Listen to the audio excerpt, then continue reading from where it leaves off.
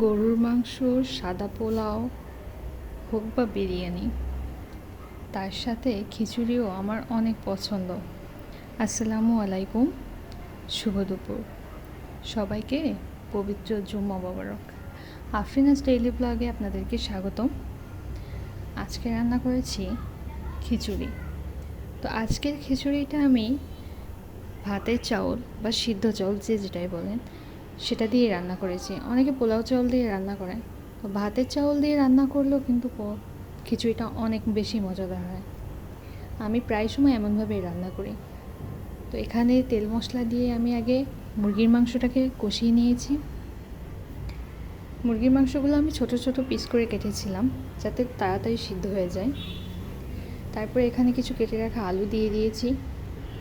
অবশ্যই খিচুড়িতে যদি আলু না থাকে আমার একটু ভালো লাগে না। এখানে আমি 2 রকমের ডাউল নিয়েছি, মুগ ডাউল ও মসুর ডাউল। তো ডাল চাল সব একসাথে ধুয়ে পানি ঝরিয়ে নিয়েছি। এখানে পরিমাপ করে কিছু দেয়নি। আপনার যে পরিমাণ চাউল এবং ডাউল নেবেন তার ডাবল পরিমাণ পানি দিবেন, তাহলে খিচুড়িটা মাশাআল্লাহ ঝরঝরা হবে। মাশাআল্লাহ পারফেক্ট হয়েছিল।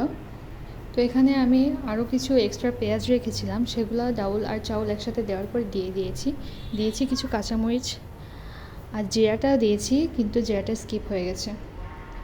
তো পানি শুকিয়ে আসা পর্যন্ত আমি চুলাটাকে লো আঁচে রেখে দিব। 5 থেকে 10 মিনিট রাখার পরে আমি চুলার আঁচটা বন্ধ করে দিয়ে কিছু সময় দমে রাখার পরে গরম গরম খিচুড়িটা সার্ভ করব, একেবারে ঝরঝরা।